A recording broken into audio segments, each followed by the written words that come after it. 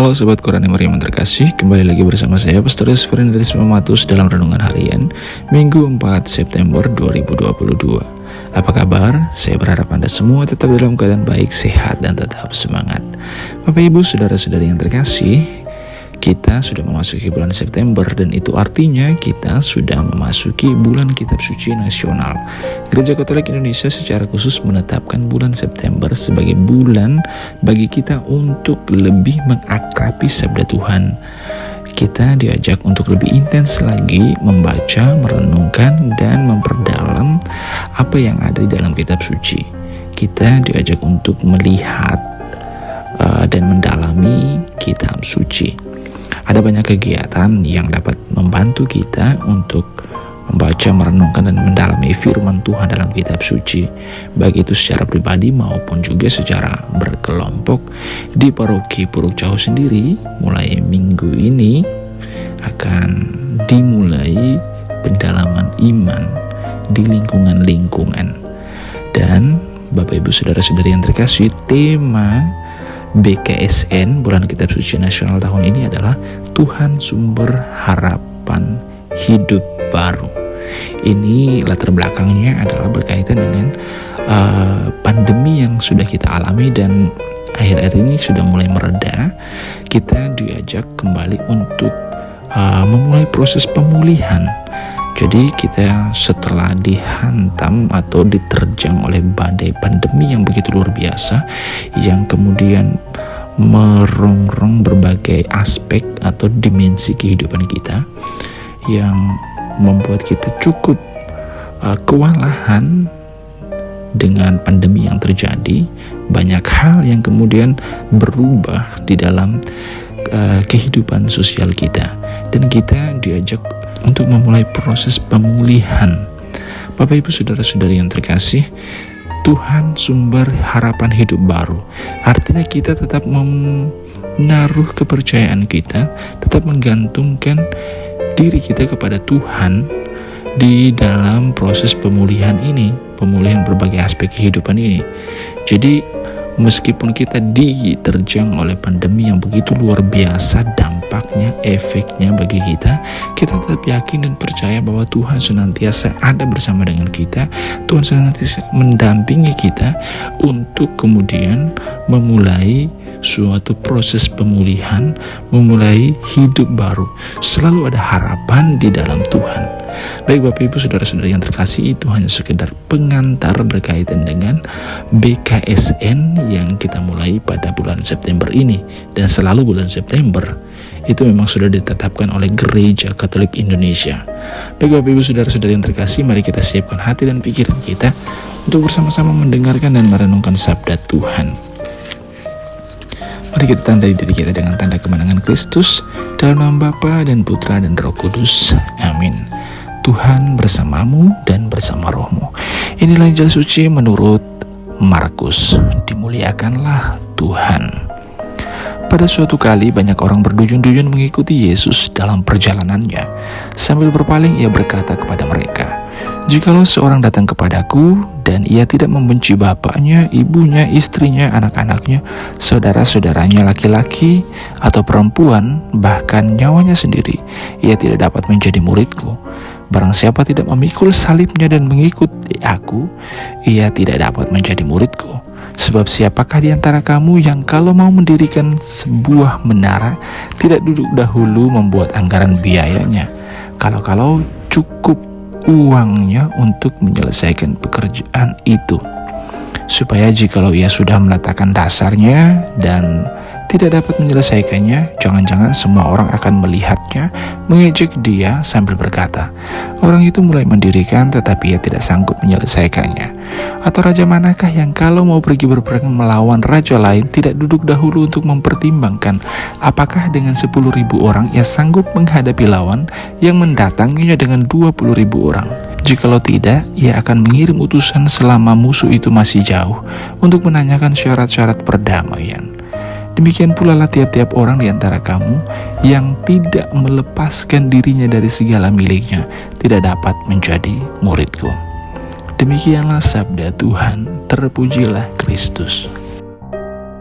Sahabat Quran Harian terkasih, Injil yang baru saja kita dengarkan pada hari ini mengingatkan kita mengenai syarat-syarat untuk menjadi seorang pengikut Kristus.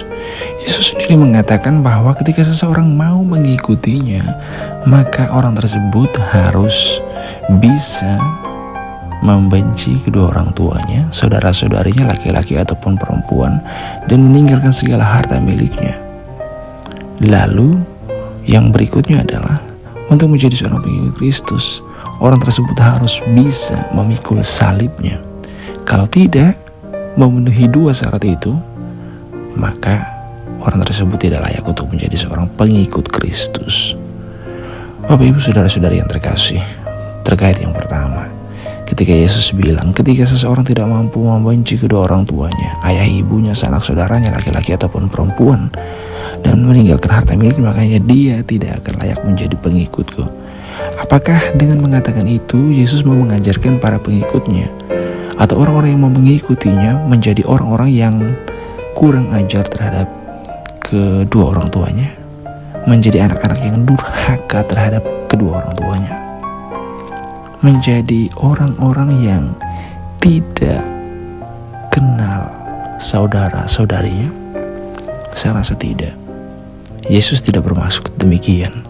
Tetapi Yesus ingin mengingatkan bahwa menjadi pengikut Yesus, kita harus bisa menjadikan Yesus sebagai pusat hidup kita, menjadikan Yesus sebagai yang pertama dan utama. Dan kalau kita menjadikan Yesus yang adalah Tuhan sebagai pusat hidup kita, sebagai yang pertama dan utama di dalam kehidupan kita, maka praktis hal itu akan memengaruhi seluruh diri kita, kepribadian kita, perilaku kita, tingkah laku kita, perbuatan-perbuatan kita. Kalau Yesus menjadi titik pusat hidup kita, maka pastilah semua yang keluar dari diri kita adalah hal-hal yang baik, hal-hal yang mendatangkan nilai-nilai positif. Maka kalau kita mencintai Yesus, maka sudah pasti kita mencintai kedua orang tua kita, kita mencintai sanak saudara kita. Bapak, Ibu, saudara-saudari yang terkasih, sahabat Quran yang saya cintai, Yesus tidak sedang mengajar kita untuk menjadi anak-anak yang durhaka, tapi Yesus ingin mengajak kita supaya tahu menempatkan Allah sebagai yang utama dan pertama, sebagai titik pusat dari hidup kita, sebagai orientasi hidup kita, sehingga hidup kita dari hari ke hari berkembang dan bertumbuh menjadi pribadi-pribadi yang berkualitas, yang kemudian membuat kita pasti bisa dan tahu bagaimana cara menghormati dan menghargai kedua orang tua kita, cara mengasihi dan mencintai sanak saudara kita. Kita diajak untuk tidak lekat kepada apa yang ada di dunia ini. Kita disuruh meninggalkan segala sesuatunya, baru bisa mengikuti Yesus. Bapak, Ibu, saudara-saudari yang terkasih, kalau fokus kita masih terbagi, kalau perhatian kita masih terbagi, maka pasti sulitlah bagi kita untuk menjadi seorang pengikut Yesus yang sejati. Kita diajak juga untuk memikul salib kita. Bapak, Ibu, saudara-saudari yang terkasih, menjadi seorang pengikut Yesus tidak mudah, tidak gampang. Menjadi pengikut Yesus tidak membuat kita lepas atau bebas dari segala masalah dan persoalan hidup. Ketika kita mengikuti Yesus, Yesus tidak pernah menjanjikan bahwa kita tidak akan menghadapi masalah, persoalan dan tantangan. Tapi Yesus senantiasa berjanji akan senantiasa menyertai kita sampai akhir zaman. Jadi Yesus tidak menjanjikan bahwa kita tidak akan menghadapi masalah, tantangan, dan pencobaan. Tapi satu janji yang pasti yang Yesus sampaikan kepada para muridnya dan juga kepada kita semua tentunya, bahwa Yesus akan senantiasa menyertai kita sampai akhir zaman. Bapak, Ibu, saudara-saudari yang terkasih, mengingat dan mengimani janji Yesus yang senantiasa menyertai kita sampai akhir zaman itu, baiklah bahwasanya kita tidak perlu merasa putus asa. Jangan sampai kita putus asa, jangan sampai kita kehilangan harapan ketika kita menghadapi banyak persoalan dan tantangan. BKSN tahun 2022 ini dibuat sebuah tema mengenai Tuhan sebagai sumber harapan hidup baru. Artinya di dalam Tuhan senantiasa ada harapan untuk sesuatu yang baru, yang lebih baik ke depannya. Maka dengan mengimani janji Yesus yang senantiasa mau menyertai, dan juga mengimani betapa berkuasanya Tuhan kita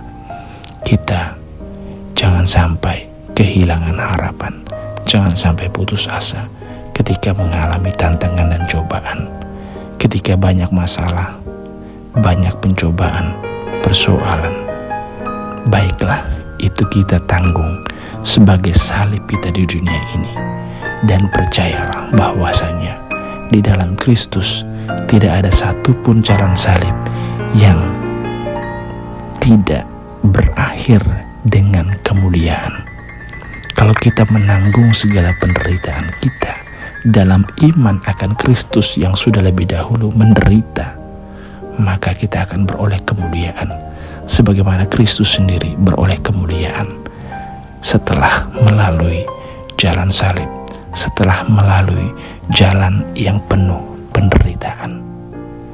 Shalom, Tuhan Yesus memberkati. Dalam nama Bapa dan Putra dan Roh Kudus. Amin.